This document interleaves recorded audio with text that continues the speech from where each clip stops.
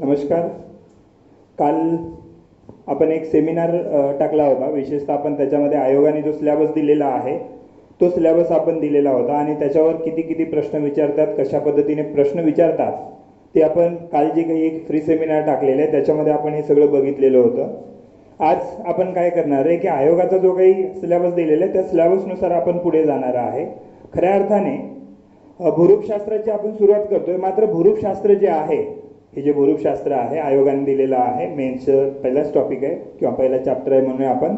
त्याच्यामध्ये पहिला जो चॅप्टर आहे त्याच्यामध्ये दिलेलं आहे पृथ्वी आणि त्याची पृथ्वीचे अंतरंग, त्याची निर्मिती आणि त्याची रचना. खऱ्या अर्थाने जर बघायला गेलं तर पृथ्वीची जी अंतररचना आहे त्याची निर्मिती कशी झाली, म्हणजे पृथ्वी कशापासून निर्मिती झाली, तर पृथ्वी ही सूर्यापासून निर्माण झालेली आहे. म्हणजे सूर्याची निर्मिती बघावी लागेल. सूर्य एक तारा आहे आणि सूर्य जर तारा असेल तर सूर्याची निर्मिती कशी झाली हे सुद्धा आपल्याला बघावं लागेल. आणि सूर्य हा गॅलेक्सीचा भाग आहे, आकाशगंगेचा भाग आहे. आणि आकाशगंगेचा जर भाग सूर्य असेल तर मग सूर्याची निर्मिती कशी झाली, आकाशगंगेची निर्मिती कशी झाली. आकाशगंगा ज्या असतात या दीर्घिकेचा समूह आहेत किंवा दीर्घिकेचा एक भाग आहे आकाशगंगा. त्याच्यामुळे मग दीर्घिका आल्या आणि दीर्घिका या कशाचा भाग आहे, ब्रह्मांडाचा भाग आहे, म्हणजे युनिव्हर्सचा भाग आहे. एकत्रित हा चॅप्टर आज आपण बघतोय. आज आपलं पहिलं लेक्चर आहे आणि या पहिल्या लेक्चरमध्ये आपण नेमकं काय बघणार आहे की ब्रह्मांडाची जी सुरुवात आहे, युनिव्हर्सची जी सुरुवात आहे ती नेमकी कशी झाली आणि त्यापासून मग पृथ्वी कशी निर्माण झाली. कारण आयोगाने याच्यावर प्रीलाच भरपूर असे प्रश्न विचारलेले आहेत. ग्रहाची निर्मिती कशी झाली, पृथ्वीची निर्मिती कशी झाली, इतर ग्रह जे आहेत त्याच्यावर जे काही सिद्धांत असतील, लाप्लासाचा सिद्धांत असेल, कांटचा सिद्धांत असेल, रसेलचा असेल, द्वैतारक संकल्पना असेल, बायनरी हायपोथेसिस असेल, या सगळ्या गोष्टी आयोगाने आतापर्यंत प्रीला सुद्धा आणि मेन्सला सुद्धा विचारलेल्या आहेत. तर आपण सुरुवात जी करणार आहे भूरूपशास्त्राचाच भाग आहे किंवा त्याला आपण सर्वसाधारणपणे भौतिक भूगोल किंवा फिजिकल जिओग्राफी भाग म्हणतो, म्हणजे भौतिक भूगोलचा भाग आपण बघतोय इथे. तर आपण सुरू करूया आपल्या याच्याकडे. सर्वप्रथम भूगोल किंवा ज्याला आपण जिओग्राफी म्हणतो जी जी संकल्पना आहे सर्वप्रथम देण्याचं काम कुणी केलेलं आहे, क्लॅडियस टॉल्मी या व्यक्तीने केलेलं आहे. तुम्हाला दिसत नसेल तर इथे आपण त्याला झूम आउट करूया. दिसतंय सगळ्यांना हे नाव आहे क्लॅडियस टॉल्मी. जन्म कधी झालेला आहे, 100 AD झालेला आहे. त्यानंतर कुठला होता, रोमचा होता. हा फुल नेम आहे क्लॅडियस टॉल्मी. खऱ्या अर्थाने बघा, लक्षात घ्या, हा याचा फोटो आहे क्लॅडियस टॉल्मीचा. खूप जुना फोटो असेल. हा आहे क्लॅडियस टॉल्मी. यालाच आपण भूगोलचा पिता असं म्हणतो. सर्वप्रथम या व्यक्तीने ब्रह्मांड म्हणजे काय याची संकल्पना मांडण्याचं काम केलेलं आहे. आता ब्रह्मांड म्हणजे नेमकं काय, युनिव्हर्स म्हणजे नेमकं काय हे सांगण्याचं काम सर्वात आधी कोणी केलेलं आपल्याकडे, क्लॅडियस टॉल्मीनी. याच्यासाठी याची एक संकल्पना होती किंवा त्याचं एक हायपोथेसिस आहे. त्या हायपोथेसिसचं नाव आहे जिओसेंट्रिक संकल्पना. कुणी मांडलेली आहे, क्लॅडियस टॉल्मीनी. आता हा क्लॅडियस टॉल्मी काय म्हणतो, ब्रह्मांड म्हणजे नेमकं काय हे सांगण्यासाठी जी संकल्पना त्यांनी मांडलेली आहे त्या संकल्पनेचं नाव आहे जिओसेंट्रिक संकल्पना. आता जिओसेंट्रिक संकल्पनेमध्ये त्यांनी काय म्हणण्याचा प्रयत्न केलेला आहे, हा जो मॅप तुम्हाला दिसत असेल बघा, हा जो मॅप आहे या मॅप मध्ये तुम्ही जर बघाल तर सेंटर मध्ये पृथ्वी आहे, दिसत असेल सर्वांना. सेंटर मध्ये पृथ्वी आहे आणि त्याभोवती इतर जे काही दिसत असेल त्याच्याशी काही घेणं देणं नाही. सर्वप्रथम जिओसेंट्रिक संकल्पनेमध्ये क्लॅडियस टॉल्मी म्हणतो की ब्रह्मांड म्हणजे दुसरं तिसरं काही नाही तर पृथ्वी आणि त्याभोवती फिरणारे इतर सगळे ग्रह तारे असतील त्याला आपण काय म्हणतोय, ब्रह्मांड किंवा युनिव्हर्स म्हणतो. मग ही जी पृथ्वी आहे ही पृथ्वी ब्रह्मांडाचा केंद्र आहे आणि या ब्रह्मांडाच्या उत्पत्तीला जबाबदार कोण आहे, ही पृथ्वी आहे. आणि पृथ्वीपासूनच मग सूर्य असेल, तारा, इतर तारे असेल, ब्रह्मांडामध्ये दिसणाऱ्या सगळ्या ज्या काही गोष्टी असतील या सगळ्या गोष्टीच्या निर्मितीसाठी कोण जबाबदार आहे, पृथ्वी. म्हणून पृथ्वीला ब्रह्मांडाच्या केंद्रामध्ये किंवा पृथ्वीला स्थिर मानून याच्या भोवती सगळे ग्रह आणि तारे फिरतात असं म्हणणाऱ्या संकल्पनेला काय नाव देतोय आपण, जिओसेंट्रिक संकल्पना. पृथ्वी स्थिर संकल्पना असं सुद्धा त्याला काय म्हणतो आपण, या व्यक्तीने मांडलेली आहे. या व्यक्तीचं नाव आहे क्लॅडियस टॉल्मी.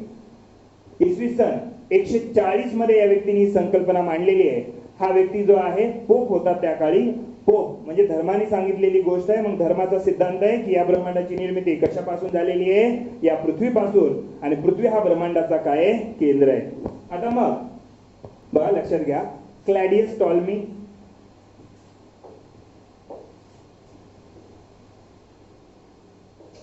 क्लॅडियस टॉल्मी. या क्लॅडियस टॉल्मीने कोणती संकल्पना मांडली आताच आपण बघितलं, जिओसेंट्रिक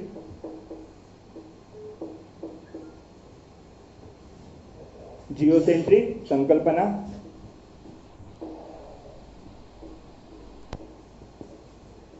जिओसेंट्रिक संकल्पना. या जिओसेंट्रिक संकल्पनेमध्ये तो काय म्हणतोय की ब्रह्मांड जे आहे त्याची निर्मिती कशापासून झालेली आहे, पृथ्वीपासून. मग या ब्रह्मांडाचं केंद्र कोण आहे, केंद्र यांच्या मतानुसार केंद्र कोण आहे, पृथ्वी. आणि जे काही निर्माण झालं असेल ते कशापासून झालेलं असेल, मग या पृथ्वीपासून झालेलं असेल. म्हणजे अशा प्रकारे क्लॅडियस टॉल्मीने कधी मांडलेली संकल्पना आहे, या सगळ्या गोष्टी तुम्हाला माहित असणं गरजेचं आहे. 140 इसवी सन मध्ये, 140 इसवी सन मध्ये क्लॅडियस टॉल्मी म्हणतोय जिओसेंट्रिक संकल्पना मांडतोय ब्रह्मांडाची उत्पत्ती किंवा ब्रह्मांड म्हणजे नेमकं काय सांगण्यासाठी. ब्रह्मांड काय आहे तर दुसरं तिसरं काही नाही, पृथ्वीपासून निर्माण झालेली सगळी व्यवस्था आहे आणि या ब्रह्मांडाची निर्मिती कशापासून झालेली आहे, पृथ्वीपासून. आणि ब्रह्मांडाचं केंद्र कोण आहे, पृथ्वी आहे. मग पृथ्वीला स्थिर मानून किंवा पृथ्वीला केंद्र मानून सांगितलेली जी संकल्पना आहे ती संकल्पना कोणती आहे, जिओसेंट्रिक. त्यानंतर ही जी काही संकल्पना आहे क्लॅडियस टॉल्मीने मांडलेली, इसवी सनाच्या 1543 पर्यंत ही संकल्पना जशीच्या तशीच होती. म्हणजे 1543 इसवी सन पर्यंत सर्व लोकांनी हे मान्य केलेलं होतं, हे गृहीत केलेलं होतं की या ब्रह्मांडाची निर्मिती कशापासून झालेली आहे, या पृथ्वीपासून. आणि पृथ्वी काय आहे, स्थिर आहे. आणि त्याभोवती कोण फिरतो, सूर्य फिरतो, इतर ग्रह, इतर तारे, सगळा ब्रह्मांड फिरतो कोणाच्या भोवती, पृथ्वीभोवती. कोणी म्हटलेलं होतं, क्लॅडियस टॉल्मीने. आता 1543 मध्ये एक व्यक्ती येतो, त्या व्यक्तीचं नाव आहे कोपर्निकस. काय नाव आहे, कोपर्निकस. आणि या कोपर्निकसनी ब्रह्मांड म्हणजे नेमकं काय हे मांडण्याचं काम केलं. आणि याच्यासाठी जी त्यांनी संकल्पना दिली, या संकल्पनेचं नाव आहे हेलिओसेंट्रिक संकल्पना.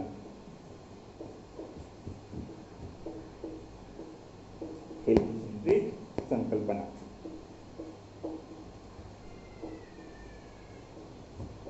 काय नाव आहे, हेलिओसेंट्रिक संकल्पना. हे महत्वाचं आहे, सगळ्यांना हे माहित असणं गरजेचं आहे. एकदम हळूहळू जातोय आज मी, सगळे नवीन असतील, सगळ्यांसाठी व्यवस्थित समजावं या पद्धतीने आपण हे बघतोय. हेलिओसेंट्रिक संकल्पनेमध्ये कोपर्निकस काय म्हणतोय लक्षात घ्या. जे क्लॅडियस टॉल्मीने म्हटलं होतं की ब्रह्मांडाची निर्मिती पृथ्वीपासून झाली, याच्यावरच या व्यक्तीने काय म्हटलं, ब्रह्मांडाची निर्मिती पृथ्वीपासून झालेली नसून ती सूर्यापासून झालेली आहे. कशापासून झालेली आहे, सूर्यापासून. आणि मग या ब्रह्मांडाचा निर्माता कोण आहे तर सूर्य आहे. आणि सूर्यापासून या ब्रह्मांडाची निर्मिती झाल्यामुळे सूर्य हा स्थिर आहे आणि त्याच्या भोवती कोण फिरते, पृथ्वी आणि इतर सगळे ग्रह फिरतात. म्हणजे सूर्याला स्थिर मानून मांडलेली संकल्पना म्हणजे कोणती संकल्पना आहे, हेलिओसेंट्रिक संकल्पना आहे. आता या हेलिओसेंट्रिक संकल्पनेचे जे मुद्दे आहेत तर ब्रह्मांडाची निर्मिती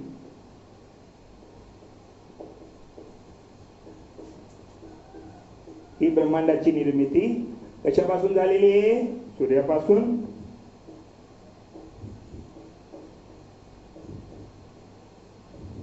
मग सूर्य कसा आहे, स्थिर आहे. आणि या भोवती कोण फिरते तर या भोवती पृथ्वी फिरते. आणि म्हणून पृथ्वी ही सूर्याभोवती फिरते, सूर्य हा स्थिर आहे. आणि सूर्यापासून इतर ग्रहाची सुद्धा निर्मिती झालेली आहे. म्हणजे सर्वात आधी यांनी असं म्हटलं की ब्रह्मांड हे सूर्य आहे आणि त्या भोवती फिरणारे सगळे ग्रह एकत्रित मिळून काय आहे, ब्रह्मांड किंवा काय आहे, युनिव्हर्स आहे. आता त्यानंतर हा जो व्यक्ती आहे क्लॅडियस टॉल्मी, याच्यानंतर दुसरा व्यक्ती येतोय, त्या व्यक्तीचं नाव काय, निकोलस कोपर्निकस. हा जो निकोल कोपर्निकस आहे, काय म्हटलेलं होतं, जिओसेंट्रिक संकल्पना धर्माने मांडलेली संकल्पना होती, पोपने मांडलेली संकल्पना होती. ही संकल्पना 1543 पर्यंत जशीच्या तशी होती. 1543 मध्ये निकोलस कोपर्निकस हा व्यक्ती येतोय आणि 1543 मध्ये त्यांनी ब्रह्मांड म्हणजे नेमकं काय हे सांगण्यासाठी कोणती संकल्पना मांडतोय? हेलिओसेंट्रिक. हेलिओसेंट्रिक संकल्पनेमध्ये हा काय म्हणतोय तर ब्रह्मांडाच्या केंद्रामध्ये कोण आहे? सूर्य आहे आणि या सूर्यापासून कोणाची निर्मिती झालेली आहे? सगळ्या इतर ग्रहाची आणि पृथ्वीची निर्मिती झालेली आहे. म्हणजे पृथ्वी कोणाभोवती फिरणार आहे? सूर्याभोवती.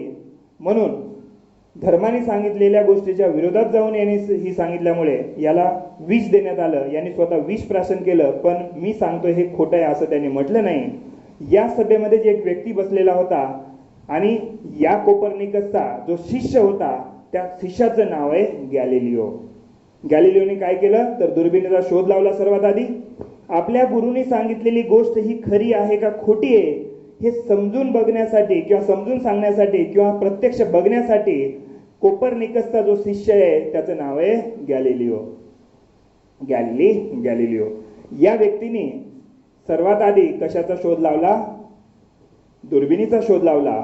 का लावला तर भर सभेमध्ये आपला जो गुरु आहे, आपला गुरु आपली गोष्ट खरी आहे हे पटवून देण्यासाठी विष प्राशन करून देहत्याग करतोय. म्हणजे आपण शिष्य असल्यावर आपलं सुद्धा काहीतरी कर्तव्य आहे, काहीतरी धर्म आहे हे बघण्यासाठी सर्वात आधी, आकाशाचं अध्ययन करण्यासाठी सर्वात आधी गॅलिलिओने काय केलेलं आहे? याचा शोध लावलेला आहे. ही जी काही संकल्पना आहे या संकल्पनेत गॅलिलिओ काय म्हणतो? गॅलिलिओने दुर्बिणीच्या साहाय्याने जेव्हा शोध लावला, जेव्हा बघितलं आकाशाकडे, त्याला काय दिसलं आकाशामध्ये? तर आकाशामध्ये त्याला दिसलं की ब्रह्मांडाच्या केंद्रात कोण आहे? सूर्य आहे. म्हणजे सूर्य स्थिर आहे हे त्याला दिसलं. आणि सूर्याच्या भोवती कोण फिरते? ही पृथ्वी फिरते आणि इतर ग्रह फिरतात. कोणाच्या भोवती? सूर्याच्या भोवती. जेव्हा याने आकाशाचं अध्ययन केलं या सगळ्या याच्या माध्यमातून, तेव्हा त्याला सूर्यमाला दिसली. सूर्यमाला म्हणजे सूर्य आणि त्या भोवती फिरणारे इतर ग्रह. परंतु त्याला आणखी काय गोष्टी दिसल्या की सूर्य आणि सूर्याभोवती फिरणाऱ्या गोष्टी म्हणजेच ब्रह्मांड नाही, तर सूर्य हा एक आकाशगंगेचा किंवा गॅलेक्सीचा एक छोटासा भाग आहे. या आकाशगंगेमध्ये असंख्य तारे आहेत. सूर्य जसा एक तारा आहे तसे असंख्य तारे आहेत आणि असंख्य ताऱ्याच्या समूहाला या व्यक्तीने काय नाव दिलेलं आहे? आकाशगंगा. काय? आकाशगंगा. मग आकाशगंगा कशापासून बनलेल्या आहेत? तर आकाशगंगेमध्ये असंख्य हजारो करोडो काय आहेत? सूर्य आहेत किंवा तारे आहेत. आणि हे सूर्य कोणी आकाराने लहान आहे तर आकाराने काही खूप मोठे आहेत. म्हणजे यानंतर गॅलिलिओ नंतर खऱ्या अर्थाने आधुनिक ब्रह्मांडाच्या व्याख्येला काय झाली? सुरुवात झाली. आधुनिक ब्रह्मांडाची संकल्पना किंवा आधुनिक ब्रह्मांडाच्या संकल्पनेची सुरुवात कुठून झाली तर ती गॅलिलिओ पासून झाली. आता गॅलिलिओ पासून जर ही संकल्पना सुरुवात झाली असेल तर त्यानंतर मग गॅलिलिओ नंतर हर्शेल आला. हर्शेल नंतर हब्बल आला आणि या हब्बलने आधुनिक ब्रह्मांडाची संकल्पना 1925 मध्ये मांडली. यानंतर जे काही हा गॅलिलिओ आहे, या गॅलिलिओ नंतर एक व्यक्ती आहे त्याचं नाव आहे विल्यम हर्शेल. बघा, विल्यम हर्शेल हा व्यक्ती 1805 मध्ये, विल्यम हर्शेल हा व्यक्ती 1805 मध्ये काय म्हणतोय? टॉलमीनी सांगितलेली जी काही हेलिओसेंट्रिक संकल्पना होती, जिओसेंट्रिक संकल्पना होती, त्यानंतर कोपर्निकसनी सांगितलेली हेलिओसेंट्रिक संकल्पना होती, त्यानंतर त्याचा शिष्य आला गॅलिलिओ. गॅलिलिओने आकाशाचं सर्वप्रथम अध्ययन करून त्यांनी आकाशगंगेची संकल्पना मांडली की आकाशगंगा आहेत आणि त्या आकाशगंगेमध्ये खूप सारे तारे आहेत आणि या ताऱ्यापैकीच एक कोण आहे? सूर्य आहे. त्यामुळे सूर्यमाला म्हणजे काय नाही? ब्रह्मांड नाही. मग गॅलिलिओ नंतर कोण आलेलं आहे? हर्शेल आलेलं आहे. आणि हर्शेलनी जेव्हा आकाशाचं अध्ययन केलं तेव्हा त्याला काय दिसलेलं आहे की केवळ एकच आकाशगंगा नाहीये तर असंख्य अशा आकाशगंगा आहेत, खूप साऱ्या आकाशगंगा आहेत.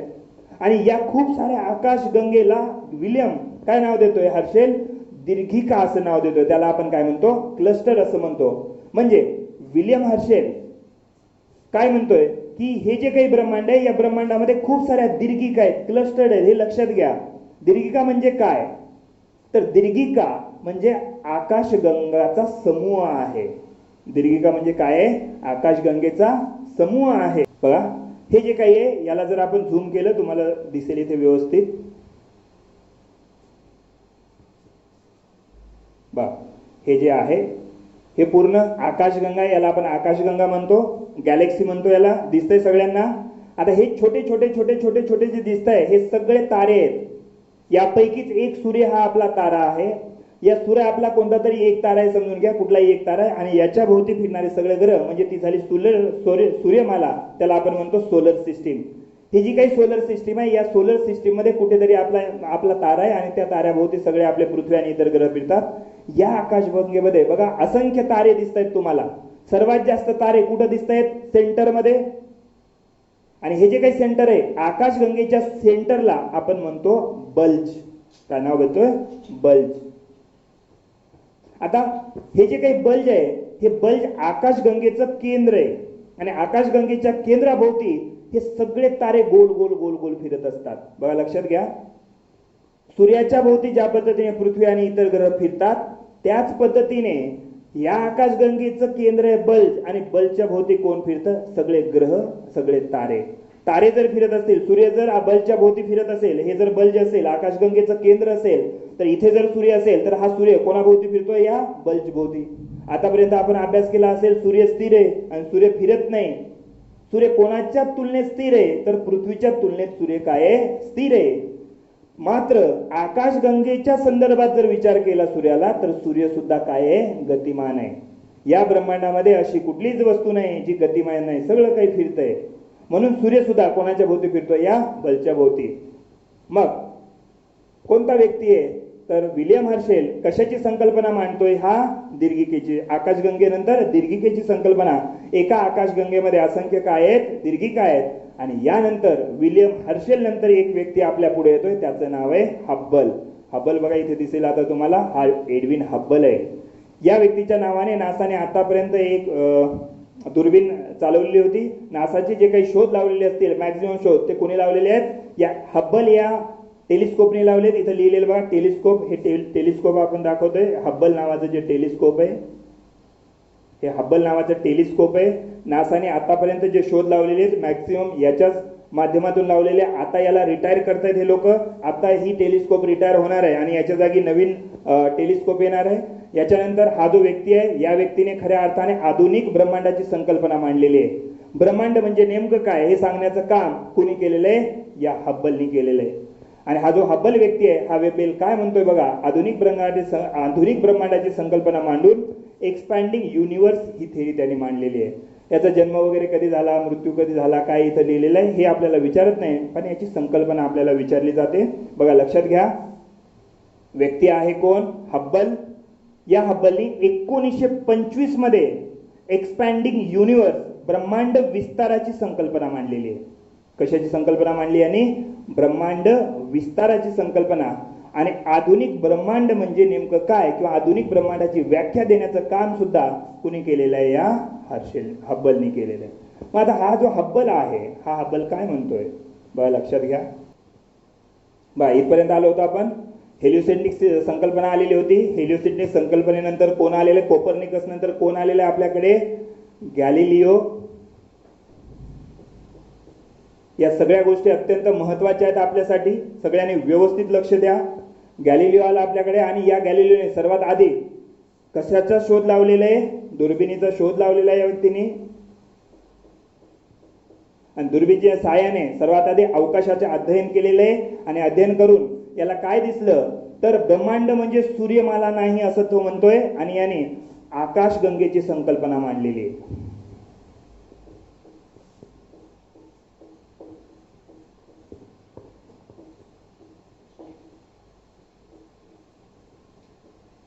कशाची संकल्पना मांडली? आकाशगंगेची. यांनी काय म्हटलेलं आहे?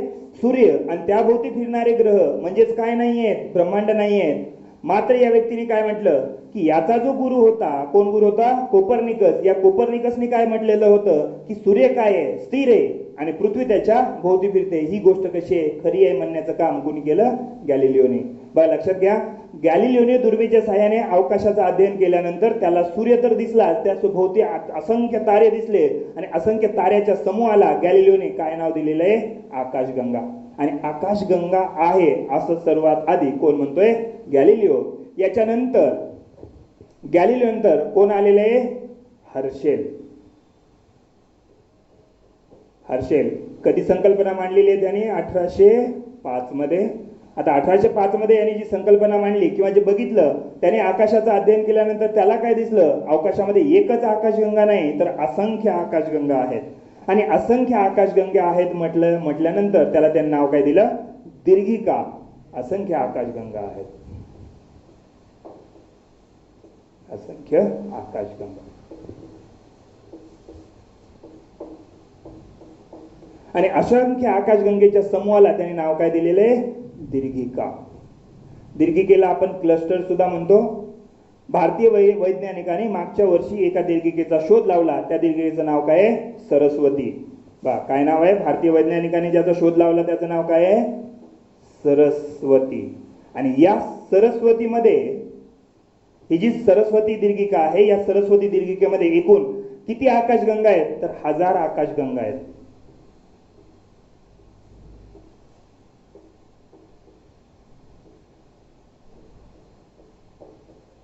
किती आकाशगंगा आहेत? 1000 आकाशगंगा आहेत. जर यांनी शोध लावला असेल तर राज्यसेवा पूर्व किंवा राज्यसेवा मुख्यला हा प्रश्न येऊ शकतो. राज्यसेवेचे जे 100 प्रश्न विचारले जातात ते उगीच इकडून तिकडून विचारले जात नाहीत. प्रत्येक प्रश्नाला कुठेतरी करंटचं रिलेव्हंट असतं. इथे आपण काय म्हणतोय? जर सरस्वती या दीर्घिकेचा शोध लावला गेला असेल तर निश्चितपणे दीर्घिका म्हणजे नेमकं काय, किंवा तारे म्हणजे नेमकं काय, ताऱ्याचा जन्म कसा होतो, किंवा ताऱ्याची निर्मिती कशी होते, किंवा पृथ्वीची निर्मिती कशी होते, येणाऱ्या एक्झाम मध्ये विचारलं जाऊ शकतं. म्हणून हर्षेल 1805 मध्ये कशाची संकल्पना मांडली आणि क्लस्टर किंवा दीर्घिकेची संकल्पना. आता त्यानंतर जो व्यक्ती येतोय त्या व्यक्तीचं नाव काय म्हटलं होतं आपण? हब्बल.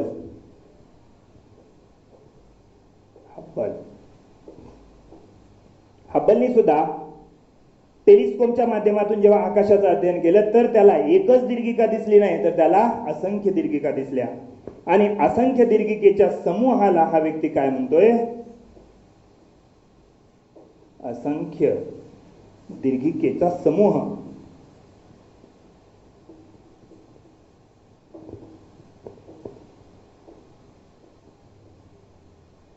समूह म्हणजेच कोण आहे? ब्रह्मांड आहे.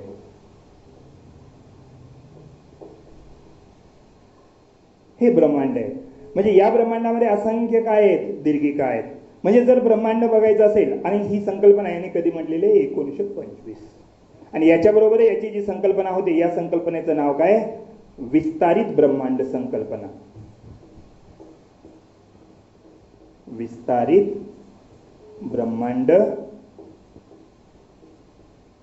संकल्पना. बघा लक्षात घ्या, हब्बलनी 1925 मध्ये असंख्य दीर्घिका आहेत असं म्हणतोय, आणि असंख्य दीर्घिकीय समूहाला या व्यक्तीने काय म्हटलेलं आहे? युनिव्हर्स किंवा ब्रह्मांड. त्याचबरोबर 1925 मध्ये हा काय म्हणतोय? ब्रह्मांड विस्ताराची संकल्पना मांडतोय. म्हणजे काय? की ब्रह्मांडाचा काय होतोय? विस्तार होतोय. म्हणजे दिवसेंदिवस ब्रह्मांडाचा विस्तार होतोय असं कोण म्हणतोय? हा हब्बल म्हणतोय. मग आता बघा लक्षात घ्या, आपण काय काय बघितलं इथं एकत्रितपणे बघणं गरजेचं आहे. हा हब्बल काय म्हणतोय? की जे ब्रह्मांड आहे, या ब्रह्मांडामध्ये काय आहे? असंख्य काय आहेत? दीर्घिका आहेत. ब्रह्मांडामध्ये असंख्य काय आहेत? दीर्घिका आहेत. या दीर्घिकेमध्ये, एका दीर्घिकेमध्ये असंख्य काय आहेत? आकाशगंगा आहेत.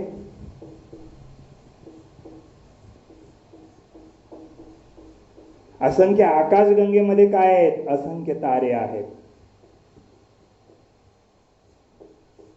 असंख्य तारे आहेत. आणि आपला तारा कोण आहे? सूर्य.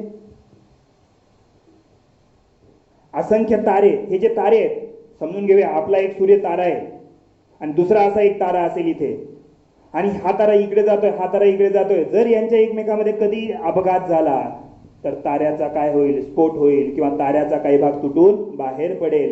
तर ताऱ्याच्या आंतरिक तुटफुटीमुळे जो काही बाहेर पडणारा भाग आहे, तर बाहेर पडणारा भाग म्हणजेच कोण आहे? ग्रह आहे. म्हणजे ताऱ्याच्या आंतरिक तुटफुटीमुळे कशाची निर्मिती झालेली असती? ग्रहांची निर्मिती झालेली असते.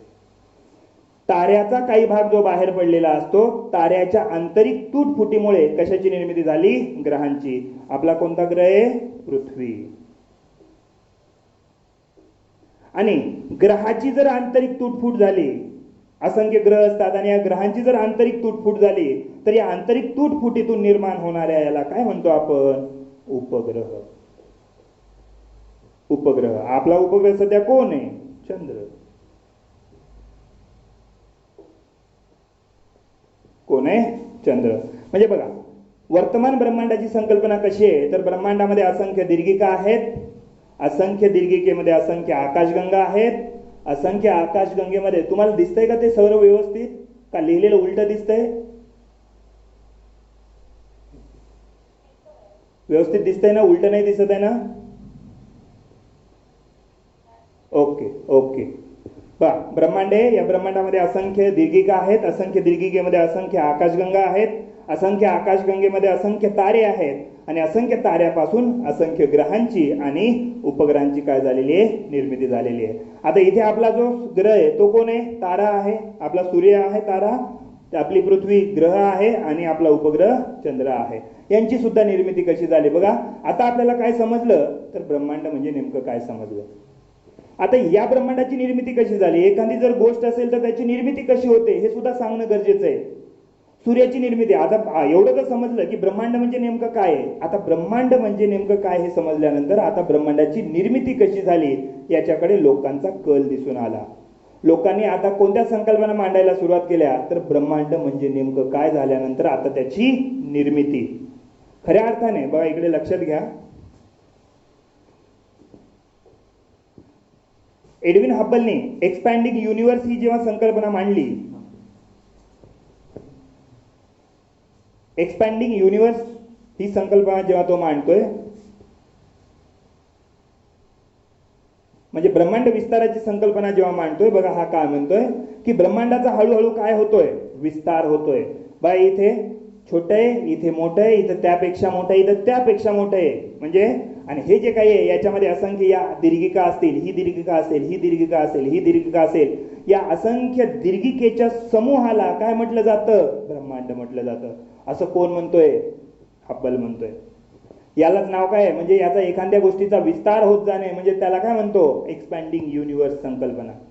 म्हणजे अशा प्रकारे कोण मानतोय, हा हब्बल. आता यानंतर आता ब्रह्मांड म्हणजे नेमकं काय समजल्यानंतर आता ब्रह्मांडाची निर्मिती, ब्रह्मांडाची निर्मिती. जर वर्तमान संकल्पना जर म्हणतो म्हटलं, आता सध्याची संकल्पना आहे ब्रह्मांडामध्ये, तर ब्रह्मांडामध्ये दोन पार्टिकल आहेत, एक डार्क मॅटर आणि एक अँटी डार्क मॅटर. म्हणजे एक दृश्यमान पदार्थ आणि दुसरा अदृश्यमान पदार्थ. एक आहे दृश्यमान आणि दुसरा आहे अदृश्यमान.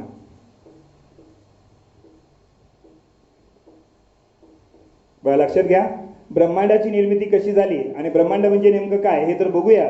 आता सध्याची संकल्पना आहे ब्रह्मांड म्हणजे नेमकं काय, तर त्याच्यामध्ये दोन मॅटर, डार्क मॅटर. त्यालाच आपण म्हणतो दृश्यमान. म्हणजे काय, तारा आपल्याला दिसतो, पृथ्वी आपल्याला दिसते, म्हणजे काय, दृश्यमान आहे. समजून घेऊया, ही पृथ्वी आहे, इथं काहीतरी शुक्र आहे, इथं काहीतरी मंगळ आहे. हा भाग आपल्याला दिसतो एवढा, हा सगळा भाग दिसतो. दिसणारा भाग म्हणजे काय, दृश्यमान पदार्थ आहे या ब्रह्मांडातला. आणि जो दिसत नाही म्हणजे काय दिसत नाही, हे जर दोन पॉइंट असेल तर याच्यामध्ये जो गॅप आहे हा गॅप दिसत नाही. वर जर बघितलं तर दोन ताऱ्याच्या दरम्यानचा जो गॅप आहे तो दिसतो का आपल्याला, दिसत नाही.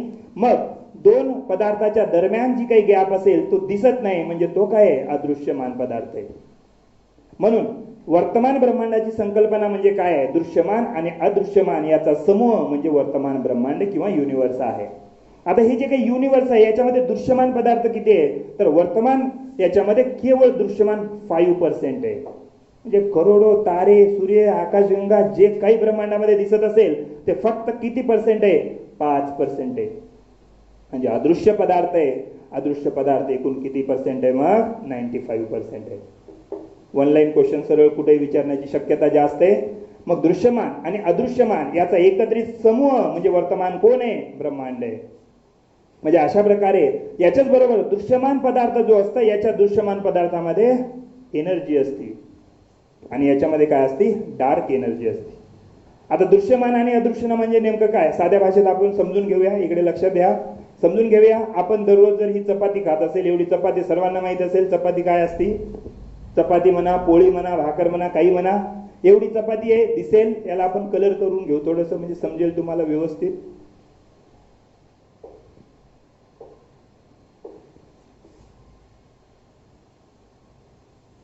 ही सगळी चपाती आहे. चपाती पोळी जे म्हणायचे ते म्हणा, काही फरक पडणार नाही आपल्याला.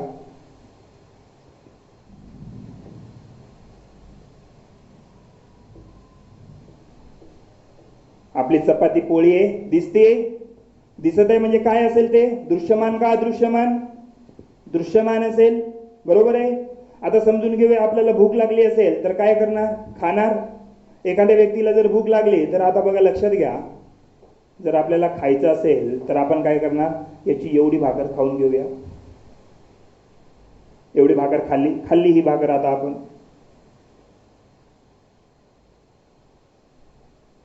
आता मला सांगा, याच्यामध्ये जो भाग या पोळीचा दिसत नाही म्हणजे तो कोणता पदार्थ झाला? अदृश्यमान. मग आता मला सांगा, हे जर एवढंच आता दिसतंय तुम्हाला, याच्या आधी तुम्हाला सगळी पोळी दिसली म्हणून तुम्ही म्हणाल ही पोळी किती होती? एवढी पोळी होती, ही एवढी पोळी होती, अशी एवढी. आता जेवढी दिसते तेवढीच पोळी आहे, बरोबर आहे. मग मी जर म्हणत असेल, आता तुम्हाला जर म्हणत असेल हा भाग एवढा आहे, म्हणजे उर्वरित याचा एवढा जो भाग होता, हा एवढा भाग होता, ते कुठे आहे? असं आहे का की हे जे दिसत नाही याचं कुठंच अस्तित्व नाही? खाल्ली म्हणजे त्याचं अस्तित्व कुठं असेल? पोटात असेल किंवा नंतर कुठेही असेल, पण जे काही पदार्थ आपण तिथून गायब केलेला आहे तो पदार्थ कुठे? या ब्रह्मांडामध्ये कुठे ना कुठे अस्तित्वात आहे. मग जो असा पदार्थ असेल तो दिसत नाही, दोन तारे असतील आणि दोन ताऱ्याच्या दरम्यानचा जो भाग असेल तो आपल्याला दिसत नाही, मात्र या ब्रह्मांडामध्ये त्याचं काय आहे? अस्तित्व आहे. म्हणून जे काही दृश्य पदार्थ आहे, हा दृश्य पदार्थ झाला, हा अदृश्य पदार्थ झाला, या दोन्हीचं समुच्चय म्हणजे वर्तमान काय आहे? ब्रह्मांड आहे. आणि ही संकल्पना जी आहे, वर्तमान ब्रह्मांडाची जी संकल्पना सांगितलेली आहे, ही वर्तमान ब्रह्मांडाची संकल्पना कोणी सांगितलेली आहे? तर ही सांगितली आहे सर्ननी. कोणी सांगितलेली आहे? सर्न. Centre for European nuclear research एक ऑर्गनायझेशन आहे. सगळ्यात तुम्हाला माहित असेल, मागच्या वर्षीच भारताला याचं काय भेटलेलं आहे? सदस्यत्व भेटलेलं आहे. मग सर्न बद्दल सुद्धा आपल्याला माहित असणं गरजेचं आहे. नेमकं ब्रह्मांड म्हणजे काय हे सांगण्याची जी व्याख्या आहे, ही व्याख्या कुणी दिलेली आहे? या वर्तमान सर्न की किंवा याच्या अंतर्गत येणारा जो एक प्रोजेक्ट होता त्याचं नाव आहे LHC प्रकल्प आहे. आता खऱ्या अर्थाने बघा, याला आपण बघूया नंतर. खऱ्या अर्थाने आपल्याला एवढं समजलं होतं हब्बल पर्यंत की हब्बलनी काय दिलेली आहे? वर्तमान ब्रह्मांडाची व्याख्या दिली. आता या ब्रह्मांडाची निर्मिती कशी झाली? या ब्रह्मांडाची निर्मिती कशी झाली म्हटल्यावर आता विषयच आहे, या ब्रह्मांडाची निर्मिती कशी झाली?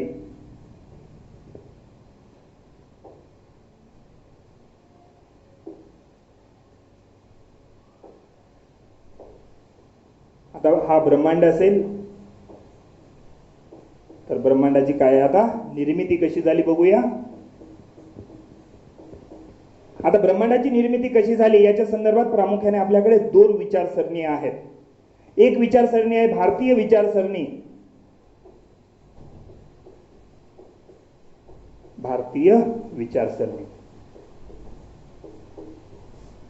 आणि दुसरे पाश्चात्य विचारसरणी,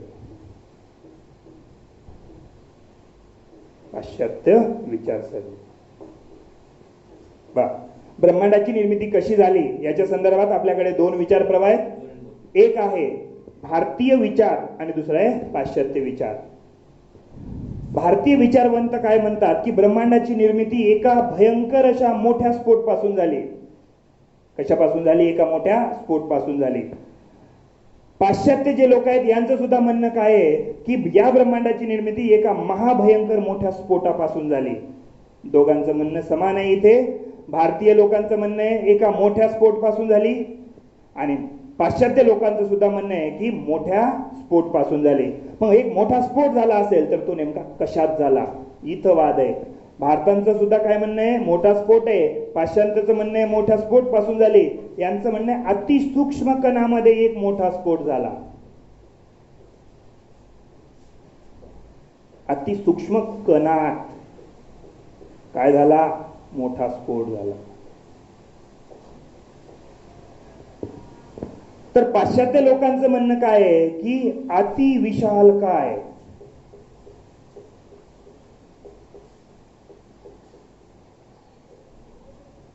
अति विशाल काय? गोळ्यात मोठा गोळा होता, काय झाला? मोठा स्फोट झाला. बघा काय काय आपल्याकडे आता जर ब्रह्मांडाची निर्मिती झाली असेल तर ती कशामुळे झाली? एका मोठ्या स्फोटमुळे झाली. हे दोन्ही लोक मानायला तयार आहेत, भारतीय आणि पाश्चात्य सुद्धा. फक्त वाद कुठे आहे? भारतीय विचारवंतांचं म्हणणं आहे जो मोठा स्फोट झालेला आहे तो एकदम अतिसूक्ष्म कणामध्ये झाला, अत्यंत एकदम बारीक कणामध्ये काय झालेलं आहे? मोठा स्फोट झालेला आहे. आणि एका छोट्या कणामध्ये मोठा स्फोट होऊन असंख्य मोठे मोठे तारे निर्माण झाले, पृथ्वी निर्माण झाली, सूर्य निर्माण झाला आणि सूर्यापेक्षा हजारो पटीने मोठे असलेले ग्रह निर्माण झाले. ते एकदम छोट्या कणामध्ये काय झाला? मोठा स्फोट, आणि त्यापासून पृथ्वी आणि इतर ग्रहाची निर्मिती झाली. कोणाचं म्हणणं आहे? भारतीय विचारवंतांचं. पाश्चात्य लोक काय म्हणतात? भारतीय विचारवंत चुकीचं बोलतायत. पाश्चात्य लोकांचं म्हणणं आहे स्फोट झाला, मात्र कशात झाला? अतिसूक्ष्म कणात नाही तर अति विशाल काय असा मोठा गोळा होता, खूप असा मोठा गोळा. त्या मोठ्या गोळ्यामध्ये काय झाला? मोठा स्फोट झाला. आणि मोठ्या गोळ्यामध्ये स्फोट झाल्यानंतर त्याचे छोटे छोटे तुकडे झाले आणि छोटे तुकडे होऊन पृथ्वी किंवा इतर ग्रह असेल, सूर्य असेल, इतर तारे असेल, इतर ब्रह्मांड असेल, या ब्रह्मांडाची काय झाली? निर्मिती झाली. बघा, लक्षात घ्या, पाश्चात्य विचारसरणी कशामध्ये स्फोट झाला म्हणते? अतिविशाल काय गोळ्यात. भारतीय लोक काय म्हणतात? अतिसूक्ष्म कणात स्फोट झाला. आता दोघांचं म्हणणं काय आहे? स्फोट झाला, एकदम मोठा स्फोट, असा स्फोट की ब्रह्मांडामध्ये आतापर्यंत असा मोठा स्फोट कधीच झालेला नाही, एवढा मोठा स्फोट झाला. आणि मोठ्या स्फोटामुळे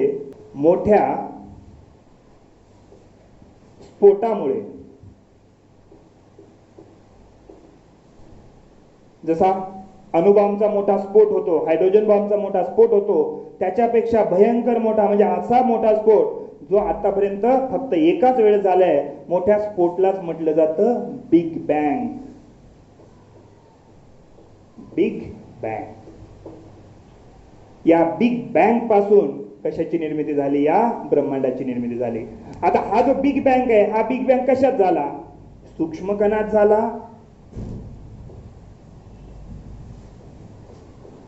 का कशात झाला? मोठ्या कणात.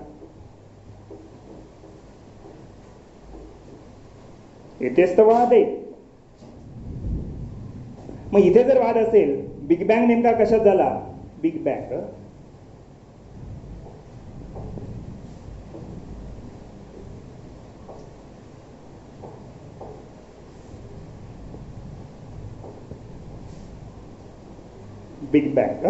बिग बँग जो झालेला आहे, बिग बँग कशात झाला? सूक्ष्म कणात झाला का मोठ्या कणात झाला?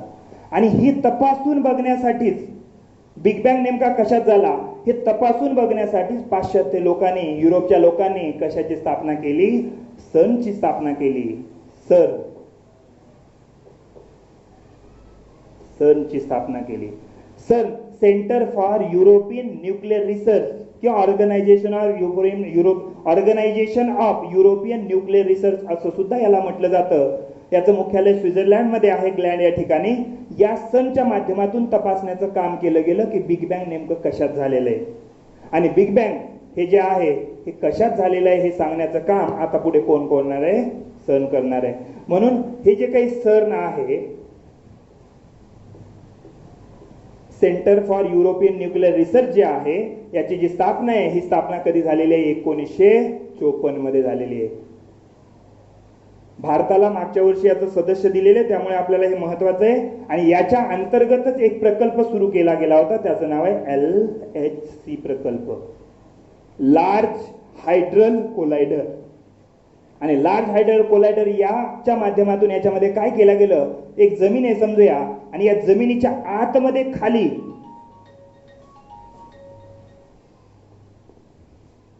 ही जी काही जमीन आहे, या जमिनीच्या आतमध्ये कुठे? स्वित्झर्लंड मध्ये. जमिनीच्या आतमध्ये 100 फूट खोल. किती फूट खोल? 100 फूट खोल. आणि 100 फूट खोल नंतर इथे त्याच्या खाली असा बोगदा तयार करण्यात आला. हा बोगदा तयार करण्यात आला किती फूट? हा आहे 27 किलोमीटरचा. CERN अंतर्गत LHC प्रकल्प सुरू केला गेला. आणि या LHC मध्ये काय शोधण्याचं काम आहे की जो बिग बँग झालेला आहे, हा बिग बँग नेमका कशात झाला? छोट्या कणात झालेला आहे का मोठ्या कणात झालेला आहे? आणि त्याच्या 1954 पासून ही संस्था ते शोधण्याचं काम करत होती. आणि 2014 मध्ये, कधी? 2014 मध्ये या संस्थेने आपलं निष्कर्ष सांगितलेला आहे की बिग बँग कशात झाला. आता लक्षात घ्या, हे जे काही LHC प्रकल्प आहे, हा LHC प्रकल्प खाली 100 फूट खोल आणि 27 किलोमीटरच्या लांब बोगद्यामध्ये प्रकल्प काय केलं गेलं मला जर सांगा. दोन जर गाड्या येणार असेल, इकडून एक 4 व्हीलर आली आणि इकडून एक 4 व्हीलर आली आणि दोन्ही स्पीडमध्ये 100च्या स्पीडमध्ये आल्या आणि 100च्या स्पीडमध्ये येऊन जर त्यांचा अपघात होत असेल तर स्फोट मोठा होईल. स्फोट मोठा होईल. आणि जर दोन गाड्या तशाच 4 व्हीलर आल्या आणि 20च्या स्पीडने जर येत असेल तर स्फोट छोटा होईल. म्हणजे स्फोट मोठा होण्यासाठी एखाद्या पार्टिकल जे दोन एकमेकावर आघात करणार आहे त्याचा वेग कमी पाहिजे का जास्त पाहिजे? जास्त पाहिजे. आणि मग या ब्रह्मांडामध्ये किंवा या युनिव्हर्समध्ये सर्वात जास्त वेग कोणाचा आहे? तर सर्वात जास्त वेग सध्या प्रकाशाच्या वेगाचा आहे. प्रकाशाचा वेग किती आहे? 3 लाख पर सेकंद. किती वेग आहे प्रकाशाचा? 3 लाख किलोमीटर पर सेकंद. एवढा जर वेग असेल तर याच्यापेक्षा जास्त कोणाचा वेग नाही. आणि मग जर प्राचीन काळी जो बिग बँग झाला असेल, मोठा स्फोट झाला, तेवढा मोठा जर स्फोट घडून आणायचा असेल तर सर्वात वेगवान दोन पार्टिकल आपल्याकडे असले पाहिजे. आणि म्हणून प्रकाशाचा वेगा इतकाच वेग बरोबर कशाचा आहे? प्रोटॉनचा आहे. प्रोटॉन माहित असेल सर्वांना तुम्हाला. आपल्या अणु जो असतो, अणुमध्ये प्रोटॉन, इलेक्ट्रॉन, न्यूट्रॉन असे काही कण असतात, क्वार्क असतं. हे असे जे कण आहेत, प्रोटॉनचा वेग सुद्धा कोणाच्या बरोबर आहे? प्रकाशाच्या वेगा इतका. म्हणून या LHC प्रकल्पामध्ये इकडून प्रोटॉनचा असा मोठा गुच्छ इकडे सोडण्यात आला आणि इकडून सुद्धा मोठा गुच्छ असा सोडण्यात आला. म्हणजे बघा लक्षात घ्या, हे जर बोगदा असेल तो 27 किलोमीटर लांब जर खाली असलेला बोगदा असेल तर या बोगद्यामध्ये आपण काय करणार आहे? प्रोटॉनचे बीम सोडणार आहे. बीम म्हणजे गुच्छ असा एक मोठा. इकडून प्रोटॉनचा हा मोठा गुच्छ आला समजूया. प्रोटॉनचा हा मोठा गुच्छ येतोय असा. इकडून सुद्धा प्रोटॉनचा हा मोठा गुच्छ येतोय समजूया असा. आणि एकमेकावर काय होईल? आघात होईल. आणि आघात झाल्यानंतर आता मोठा स्फोट होईल. आणि स्फोट झाल्यानंतर काय? तर स्फोट झाल्यानंतर नेमकं काय होईल? असंख्य अशा नवीन कणाची काय होणार आहे? निर्मिती होणार आहे. हे असंख्य नवीन असे छोटे छोटे छोटे छोटे छोटे कण निर्माण झाले आता. आणि याचा हळूहळू काय व्हायला लागला? विस्तार व्हायला लागला. असा विस्तार व्हायला लागला. असंख्य नवीन कण तयार झाले आणि नवीन कणामुळे, असंख्य विस्तारामुळे एवढं कळालं की छोट्या कणामध्ये जर मोठा स्फोट होत असेल तर असंख्य अशा नवीन कणाची सुद्धा काय होती? निर्मिती होती. आणि म्हणून या LHC प्रकल्पामध्ये 2014 रोजी LHC प्रकल्पाने सरने काय म्हटलेलं आहे की जो बिग बँग झालेला आहे हा कशामध्ये झालेला आहे? अतिसूक्ष्म कणात. बिग बँग कशात झाला? अतिसूक्ष्म कणात. आणि म्हणून अतिसूक्ष्म कणात जर बिग बँग झाला असं CERN आणि LHC प्रकल्प म्हणत असेल तर निश्चितपणे जी विचारसरणी आपण बघितली होती मागे, ही जी विचारसरणी आपण मागे बघितली होती ती विचारसरणी कोणती खरी असेल? भारतीय विचारसरणी खरी असेल. म्हणून भारतीय तत्वज्ञानाने सांगितलेली जी गोष्ट आहे ही गोष्ट खरी आहे की ब्रह्मांडाची निर्मिती कशापासून झालेली आहे? मग अतिसूक्ष्म कणापासून.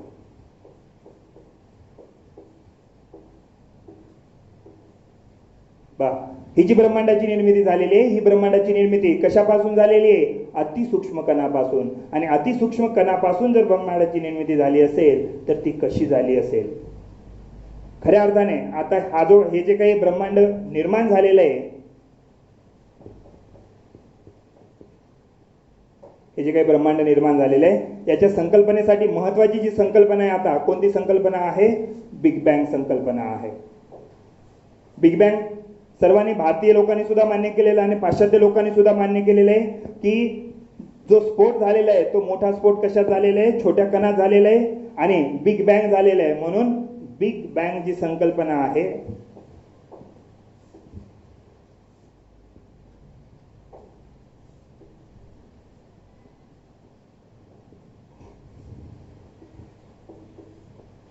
ही जी बिग बँगची संकल्पना आहे, ही बिग बँग संकल्पना कधी मांडली गेलेली आहे? तर 1970च्या दशकात मांडलेली आहे. बिग बँगची संकल्पना कधी मांडलेली आहे? 1970च्या आसपास मांडलेली आहे. कुणी मांडलेली आहे? तर जॉर्ज लॅमेंडर या व्यक्तीने मांडलेली आहे.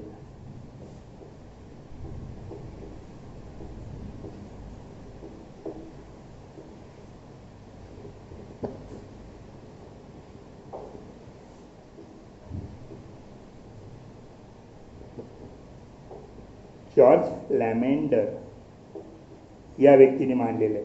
कधी? 1970च्या दशकात. कुणी मांडलेले आहे? जॉर्ज लॅमेंडर. कुठला होता हा जॉर्ज लॅमेंडर? बेल्जियमचा. बेल्जियमचा व्यक्ती आहे. बेल्जियमचा असलेल्या जॉर्ज लॅमेंडरने 1970च्या दशकात कोणती संकल्पना मांडली? आता बिग बँग संकल्पना मांडलेली आहे. आणि बिग बँगमुळे या ब्रह्मांडाची काय झाली? निर्मिती झालेली आहे. आता बिग बँग म्हणजे नेमकं काय? तर इथे बघा, लक्षात घ्या. बघा, लक्षात घ्या. सर्न आहे, जे आपण म्हटलं CERN, the European organisation for nuclear research, किंवा यालाच म्हणतात centre for European nuclear research. याची जी स्थापना आहे कधी? 1954 आहे. हे महत्वाचं आहे. याला थोडंसं आपण झूम करून बघूया. दिसते सगळ्यांना? The European organisation for nuclear research foundation found कधी आहे? 1954 आहे.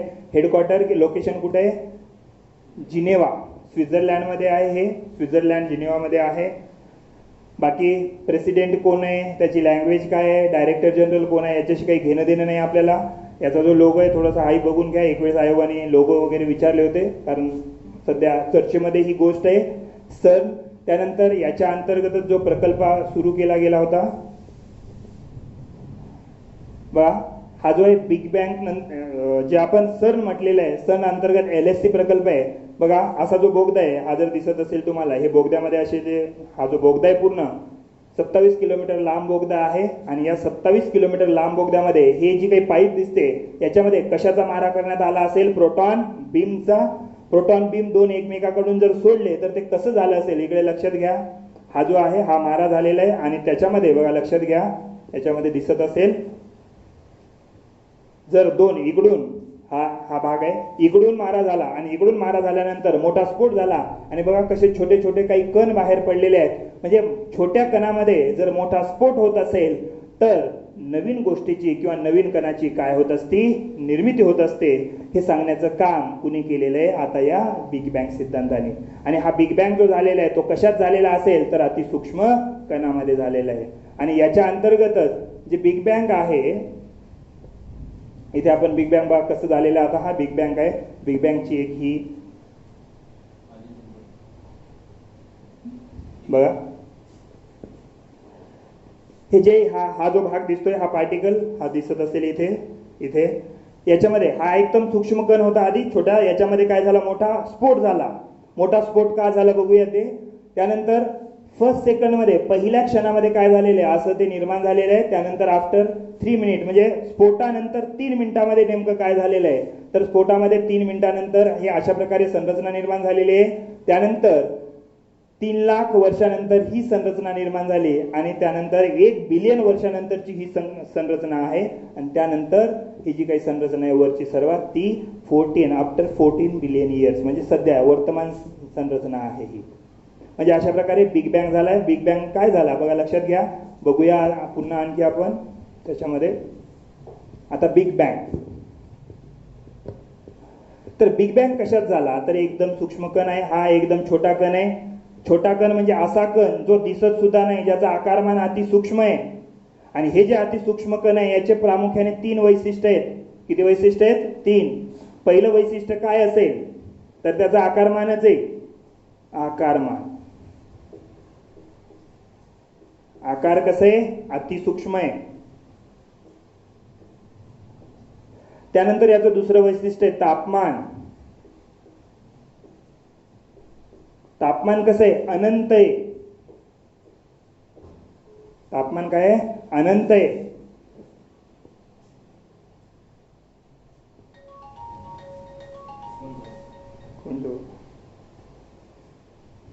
तापमान काय? अनंत आहे. तापमान अनंत म्हणजे नेमकं किती असेल? तर सध्या जेव्हा काही सूर्याचं तापमान आहे, या एका सूर्या एवढं नाही, हजारो करोडो सूर्य जरी एकत्र आणले तुम्ही, हजारो करोडो सूर्य जरी एकत्र आणले, आणि त्याचं जेवढं तापमान होणार नाही त्याच्यापेक्षा तापमान कसं आहे? जास्त तापमान आहे. त्यामुळे इथं तापमान काय दिलेलं आहे? अनंत. आणि त्यानंतर तिसरं आहे याची घनता. घनता सुद्धा कशी आहे? अनंत आहे. बा, आकारमान अति सूक्ष्म आहे, तापमान अनंत आहे, आणि घनता सुद्धा कशी आहे? अनंत आहे. 3 वैशिष्ट्य आहेत. जर एखादी गोष्टीचं आकारमान एकदम सूक्ष्म असेल, त्याचं तापमान जर वाढत जात असेल आणि नंतर त्याची घनता जर वाढत जात असेल तर निश्चितमध्ये त्याच्यामध्ये काय होईल, मोठा स्फोट होईल. आणि मोठा स्फोट जर होत असेल तर त्यालाच काय म्हणणार आहे आपण, बिग बँग. आणि ही जी घटना आहे, ही घटना कधी झाली असं म्हणताय, तर ही घटना घडलेली आहे 13.7 बिलियन वर्षापूर्वी. कधी घडलेली घटना आहे ही, 13.7 बिलियन वर्षापूर्वी. त्यानंतर ही जी घटना आहे कुणी सांगितलेली आहे, जॉर्ज लॅमेंडर या व्यक्तीने सांगितलेली आहे. काय म्हणतोय, मोठा स्फोट झाला या 3 वैशिष्ट्यामुळे. हे 3 वैशिष्ट्य आपल्याला माहिती असणं गरजेचं आहे. काय आहे 3 वैशिष्ट्य, आकारमान कसं आहे, अतिसूक्ष्म आहे, तापमान कसं आहे, अनंत आहे, घनता कशी आहे, अनंत आहे. आणि याच्यामध्ये काय झालं, एक मोठा स्फोट. कसा स्फोट झाला आता बघू. स्फोट झाला. जर आपण दिवाळीचे फटाके फोडत असेल तर स्फोट कसा होईल, त्याच्यामधून धूर निघेल आणि त्याचा विस्तार होईल. आणि विस्तार झाल्यामुळे अशा प्रकारे याचा विस्तार होईल असं समजून घेऊया आपण. सगळीकडे विस्तार होईल, तो इकडे विस्तार होईल, इकडे सगळीकडे असा विस्तार होईल. आपण फक्त वर दाखवतोय. विस्तार झाल्यानंतर असंख्य जे कण आहेत, हे कण याच्यामध्ये बघा, छोटे छोटे कण आहेत, असे दाखवूया. कण दिसत नसेल तरी चालेल, काही विषय नाही.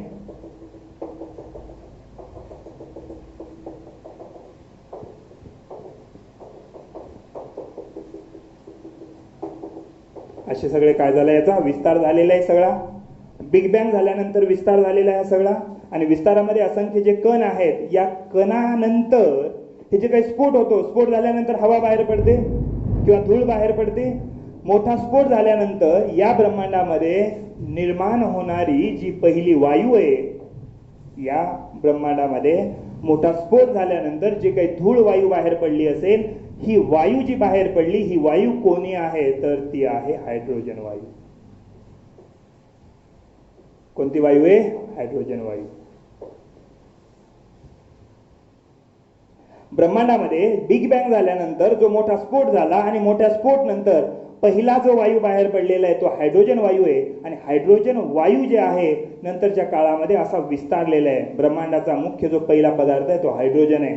पिरियडिक टेबलवर जेव्हा बघतो आपण, ज्याला आपण विज्ञानाची आवर्त सारणी म्हणतो, या आवर्त सारणीमध्ये जर पहिला कोणी असेल तर पहिला कोण आहे, एच.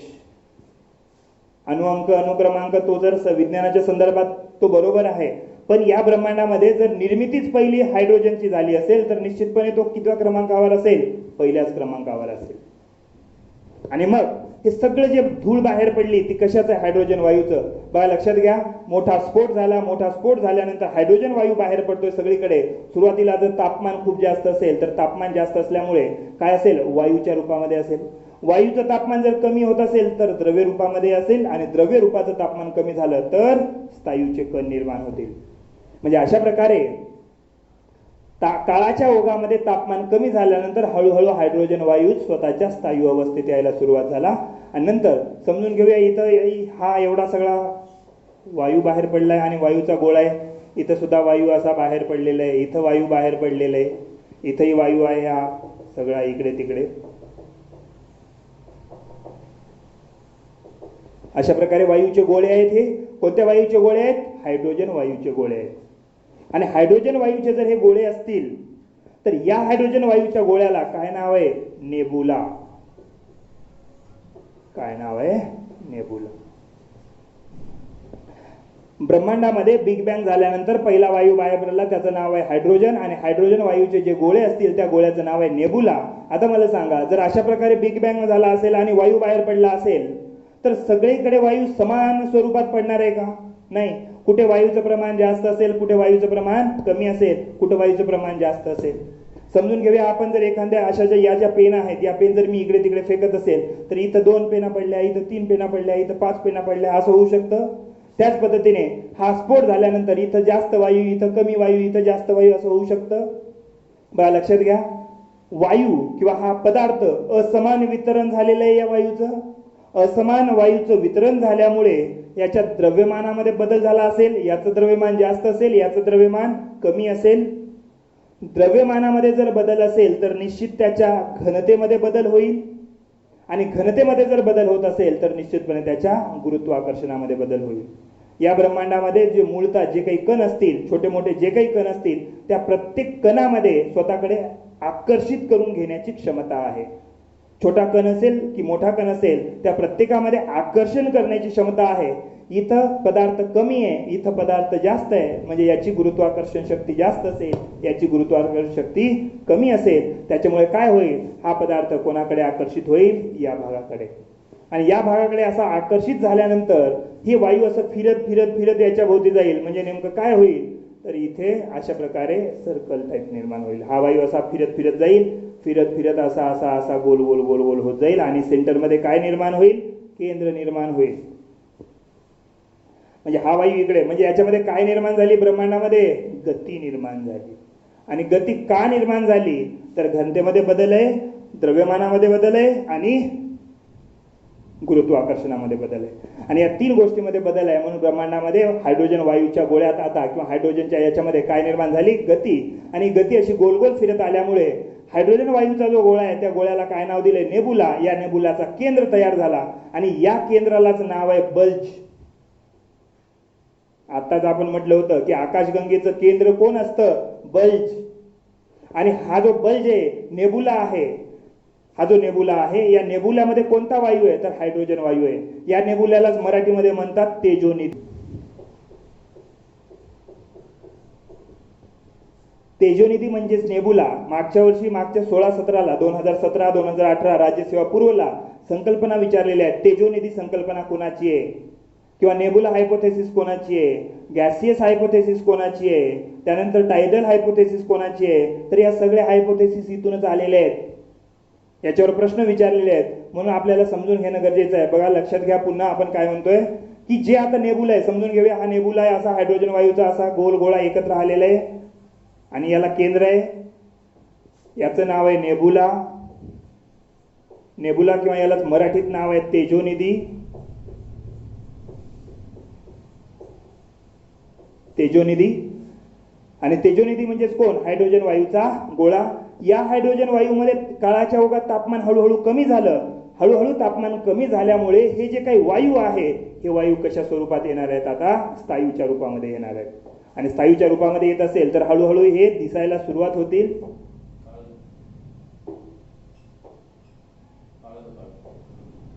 हे दिसायला सुरुवात होतील असे एकत्र संच होईल याचा. अशा प्रकारे हे दिसायला सुरुवात होतील असे.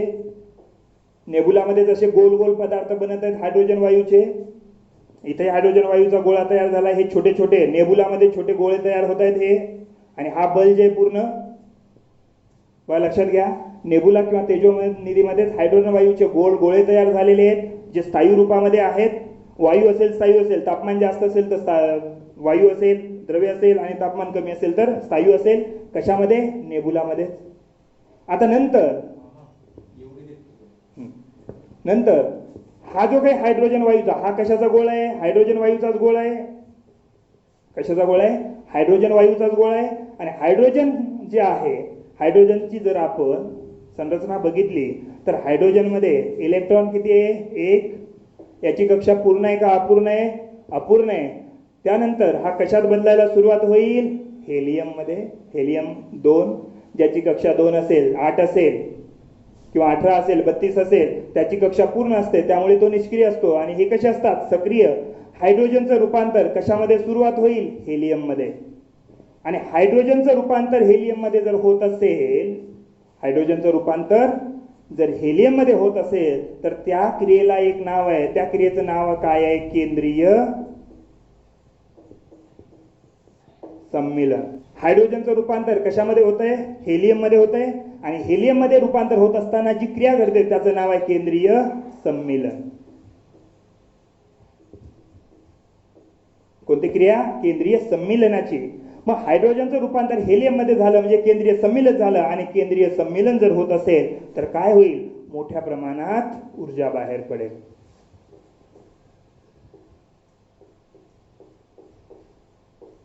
मोठ्या प्रमाणात ऊर्जा बाहेर पडेल.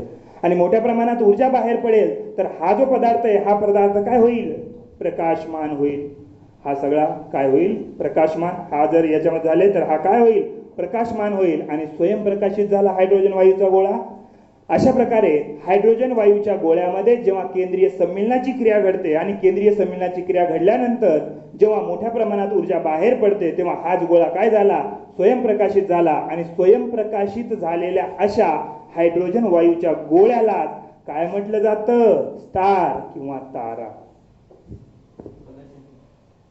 काय म्हटलं जातं, स्टार किंवा तारा. म्हणजे हायड्रोजन वायूच्या गोळ्यामध्ये जेव्हा हायड्रोजनचं रूपांतर हेलियम मध्ये होतं तेव्हा केंद्रीय संमीलन घडतं आणि मोठ्या प्रमाणात ऊर्जा बाहेर पडते. त्यामुळे हा काय होतो, स्वयंप्रकाशित होतो. आणि स्वयंप्रकाशित असलेल्या अशा यालाच आपण काय म्हणतोय, तारा.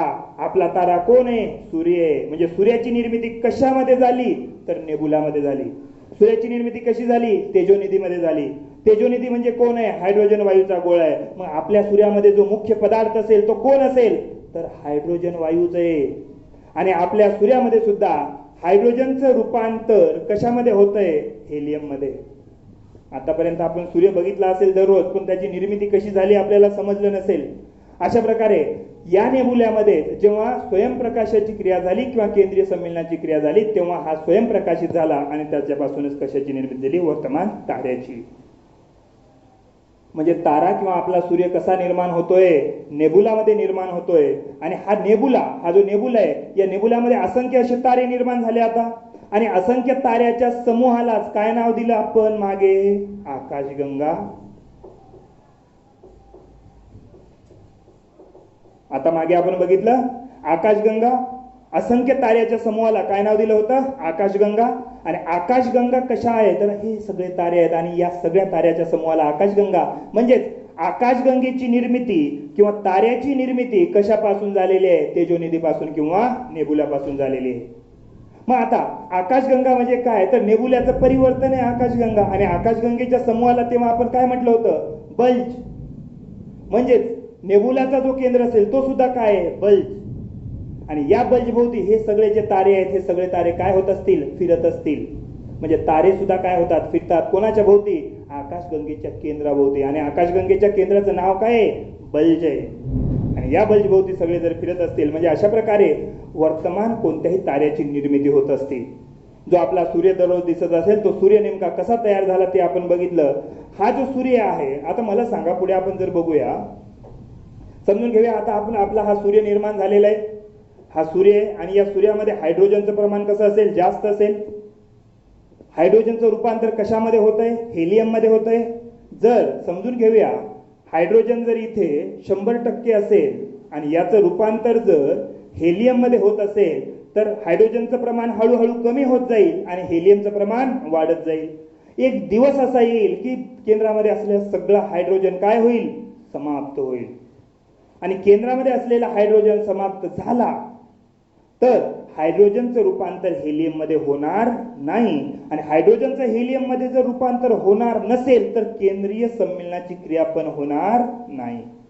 आणि केंद्रीय संमीलनाची क्रिया जर झाली नाही तर मोठ्या प्रमाणात ऊर्जा बाहेर पडणार नाही. म्हणजे तो तारा, तो गोळा स्वयंप्रकाशित राहणार नाही.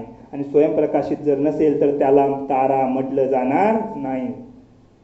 म्हणजे वर्तमान जो सूर्य आहे, या सूर्याची जर निर्मिती झाली असेल तर तो अस्त सुद्धा होणार आहे एक दिवस. कधी, जेव्हा त्याच्या केंद्रामध्ये काय संपून जाईल, हायड्रोजन संपून जाईल.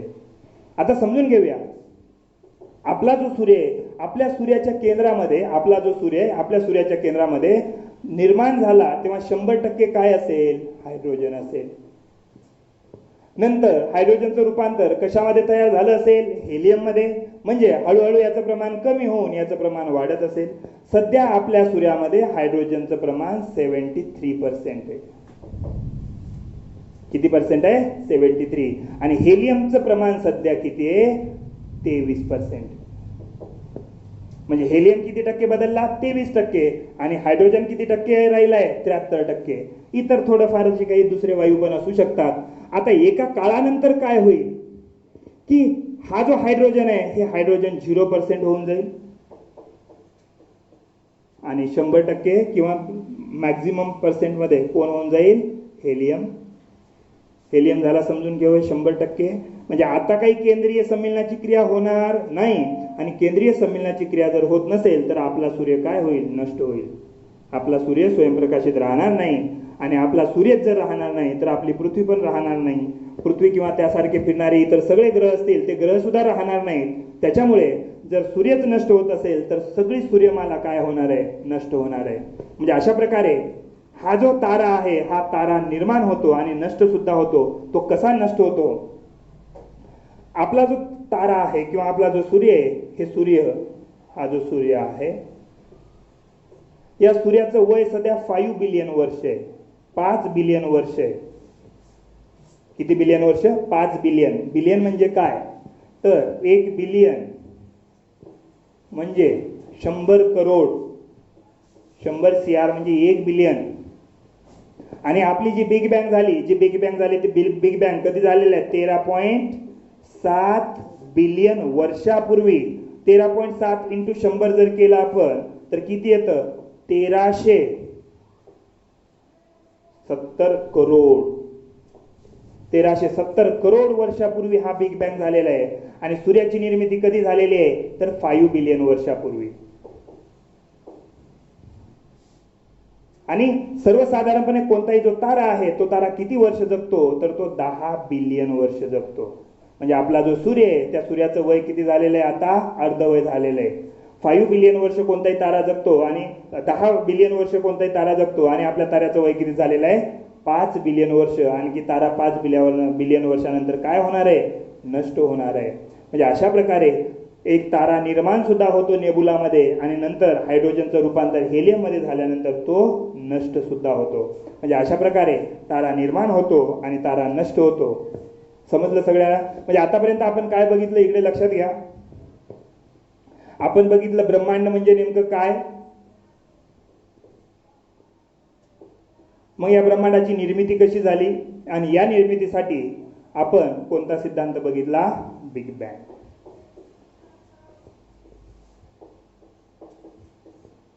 आणि बिग बँग मध्ये कोण तयार झाला? नेबुला. नेबुला म्हणजे तेजोनिधी.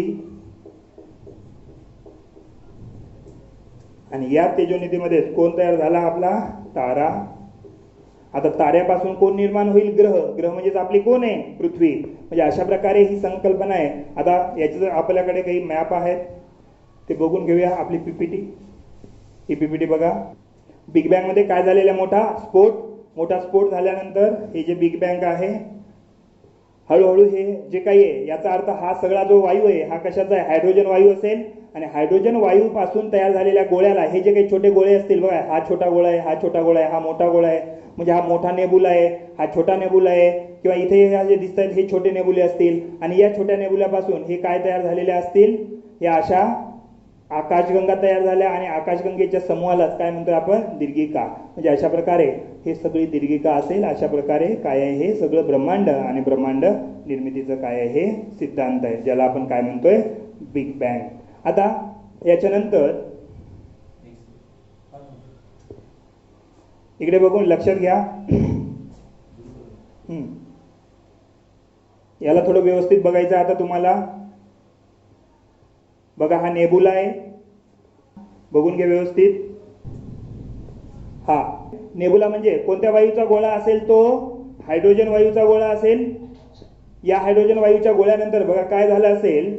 तर हा एका स्टार मध्ये परिवर्तित झाला असेल. बघा लक्षात घ्या. नेबुला जेवढा मोठा असेल तेवढा तारा छोटा सुद्धा असू शकतो किंवा मोठा सुद्धा असू शकतो. काही तारे छोटे, काही तारे मोठे असतात. ही ॲव्हरेज स्टार आहे. ॲव्हरेज स्टार म्हणजे सर्वसाधारण. जसा आपला जो तारा आहे हा ॲव्हरेज स्टार आहे, छोटा तारा आहे आपला. आणि त्याच्यापेक्षा असतात मोठे तारे, त्याला म्हणतो आपण मॅसिव्ह स्टार. आपला जो स्टार आहे हा स्टार असा निर्माण झालेला आहे, हा ॲव्हरेज स्टार आहे. ॲव्हरेज स्टार म्हणजे आपला स्टार. आपल्या स्टारपेक्षा जे मोठे असतील म्हणजे आपल्या ताऱ्यापेक्षा जे मोठे असतील त्यांना म्हणतात मॅसिव्ह स्टार. हे सगळे मॅसिव्ह स्टार असतील. अशा प्रकारे हे स्टार निर्माण झाले. त्यानंतर जर हायड्रोजनचं रूपांतर हेलियममध्ये होत असेल तर हे तारे नष्ट होतील आणि त्याचं रूपांतर कशामध्ये होतं? बघा लक्षात घ्या. रेड जिएंट मध्ये होतं. रेड जिएंट मध्ये रूपांतर होतं. जर बघा लक्षात घ्या, हे हायड्रोजनचं रूपांतर हेलियम मध्ये होणारे स्टार आहेत आणि हा जो आहे हा हायड्रोजनचं रूपांतर हेलियम मध्ये झाल्यानंतरचा आहे. सुपर रेड जिएंट म्हणतो त्याला आपण. हा मोठा आहे आणि हा याच्यापेक्षा थोडा छोटा आहे. हा रेड जिएंट आहे, हा सुपर रेड जॉइंट आहे. आता याचं रूपांतर काय होईल, कशामध्ये होतंय, प्लॅनेटरी नेबुला, म्हणजे हा सुद्धा नष्ट होतो आणि याच्यामध्ये त्याचं रूपांतर होतंय. आणि त्यानंतर बघा इकडे लक्षात घ्या, हा जो रेड गेंट आहे याचं रूपांतर सुपरनोवामध्ये होतंय. हा सुपरनोवा आहे बघा, लक्षात घ्या, हा सुपरनोवा आहे, त्याच्यापासून हा बनला आणि सुपरनोवापासून नंतर इकडे काय बनलेले, ब्लॅक होल. म्हणजे कोणताही तारा नंतर कशामध्ये परिवर्तित होणार आहे, ब्लॅक होलमध्ये परिवर्तित होणार आहे. बघूया हा कसा परिवर्तित होतो थोडंसं आपण लक्षात घ्या. जर हा सूर्य असेल तर सूर्यामध्ये हायड्रोजन असेल, हायड्रोजन संपल्यानंतर सगळा कशात जाईल, हेलियम मध्ये, म्हणून हा हेलियम स्टार असेल.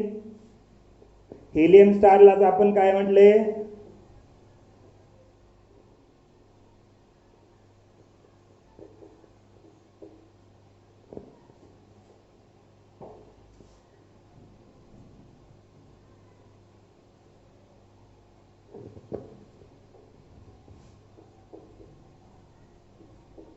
रेडगेंट आहे हा. त्यानंतर हायड्रोजनचं रूपांतर सुद्धा हळूहळू दुसऱ्या रूपामध्ये बदलत जातं आणि कार्बनमध्ये परिवर्तित होतो तो सर्व हायड्रोजन. हायड्रोजनचं रूपांतर कशात होतं, हेलियम. यालाच आपण रक्तदानव सुद्धा म्हणतो. रक्तदानव म्हणजे एकदम लाल भडक दिसतोय तो, म्हणून त्याला आपण काय म्हणतोय, रक्तदानव. रक्तदानव नंतर हा जो आहे हा आहे कार्बन तारा. कार्बन तारा म्हणतो याला आपण. आणि या कार्बन तारेलाच आपण म्हटलं जातं जीवाश्म तारा. जीवाश्म तारा बघा लक्षात घ्या. हायड्रोजनचं रूपांतर हेलियम मध्ये, हेलियमचं रूपांतर कार्बन मध्ये, आणि कार्बन सुद्धा बदलतो हळूहळू. कार्बन सगळ्यांनाच माहिती आहे, प्रत्येक पदार्थ एका पदार्थापासून दुसऱ्या पदार्थामध्ये बदलत असतो. मग कार्बनचं रूपांतर पुन्हा झाल्यानंतर त्याच्यामध्ये निकेल आणि फेरस यासारख्या जड पदार्थामध्ये तो बदलतो. कशामध्ये, निकेल आणि फेरस. आणि निकेल आणि फेरस मध्ये बदलल्यानंतर समजून घेऊया, हा निकेल आणि फेरस मध्ये बदललेला आहे. याला म्हणतो आपण जड तारा. आणि जड ताऱ्यामध्ये काय होतं बघा लक्षात घ्या, जड तारा झाल्यानंतर याचं आकुंचन होतं. याच्यामध्ये काय होतं, आकुंचन. आकुंचन त्यानंतर काय होतं, तापमानामध्ये वाढ होते. तापमान वाढत जातं आणि त्यानंतर घनता सुद्धा वाढते. बघा लक्षात घ्या, जड पदार्थांनी युक्त असलेला जो तारा आहे, ज्या ताऱ्याचं नाव काय लिहिलेलं आहे आपण, निकेल आणि फेरस पासून बनलेला तारा. या ताऱ्यामध्ये 3 गोष्टी घडणार आहेत. त्याच्यामध्ये आकुंचनाची क्रिया होणार आहे, तापमान वाढत जाणार आहे आणि घनता वाढत जाणार आहे. आणि घनता वाढल्यामुळे याच्यामध्ये काय होणार आहे, स्फोट होणार आहे. आणि स्फोट झाला की त्या स्फोटालाच नाव आहे सुपरनोवा.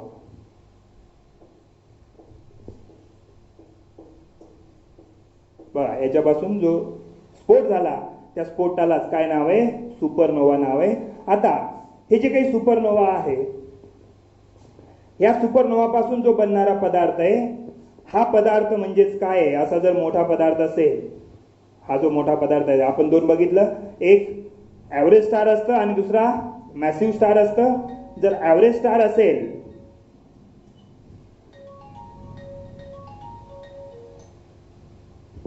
जर ॲव्हरेज स्टार असेल तर, आणि जर मॅसिव्ह स्टार असेल तर, जर मॅसिव्ह स्टार असेल, मोठा स्टार असेल, ज्याचं एम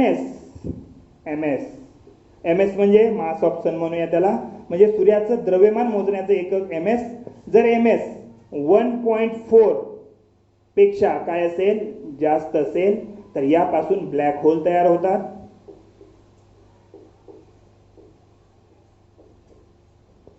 बघा सुपरनोवा जे आहे, जो मोठा स्फोट झालेला आहे, याच्यामध्ये मोठा स्फोट झाल्यानंतर जो एकत्रित होणारा पदार्थ आहे, त्याचं जर MS 1.4 पेक्षा जास्त असेल तर त्यापासून ब्लॅक होल तयार होणार आहे. आणि जर MS 1.4 पेक्षा कमी असेल तर त्यापासून ब्लॅक डॉट्स तयार होणार आहे.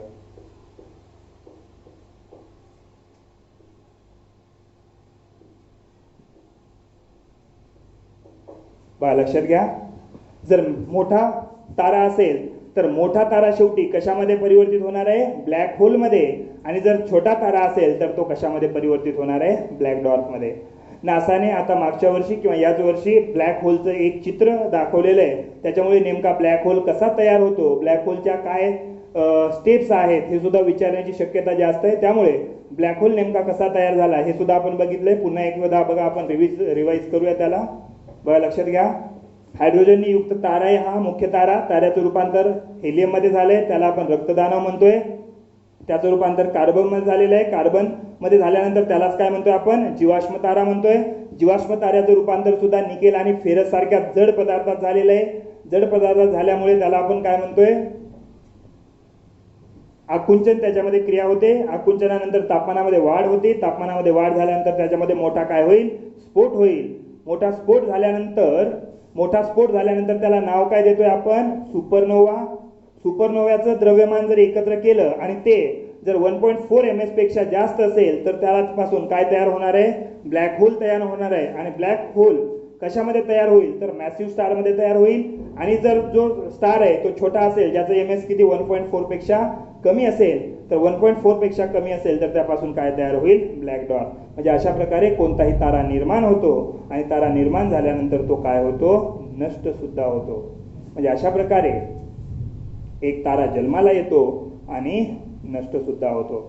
आता याच्यामध्ये आपण पुन्हा ते बघूया. बघा, लक्षात घ्या, आपण जे समजून सांगितलं ते आता आहे. हे नेबुलाचं आहे, हा नेबुला आहे. याच्यामध्ये ॲव्हरेज स्टार आहे आणि याच्यामध्ये कोण आहे, मॅसिव्ह स्टार आहे. आता मॅसिव्ह स्टार कसा बदलला बघा, लक्षात घ्या. मॅसिव्ह स्टारचं रूपांतर कशामध्ये झालंय, मोठा सुपर जॉईंट आहे, गेंट आहे तो.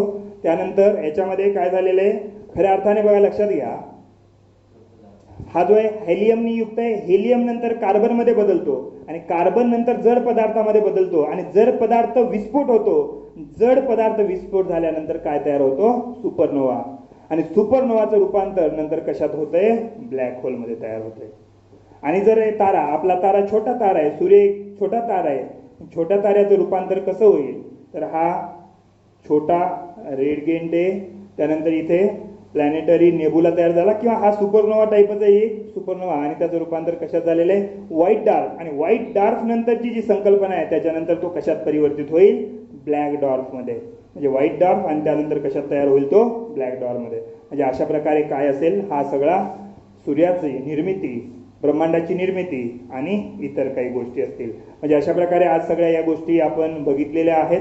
आता आज इथे थांबूया. अशा प्रकारे काल जे काही आपण लेक्चर होणार होतो लाईव्ह सेशनमध्ये ते काही काल झालं नाही, काही टेक्निकल प्रॉब्लेममुळे. आजही काही छोट्या मोठ्या जर काही प्रॉब्लेम निर्माण झाले असेल तर ते आपण पुन्हा कव्हर करूया. त्याच्यामध्ये सगळ्यांना समजलं असेल.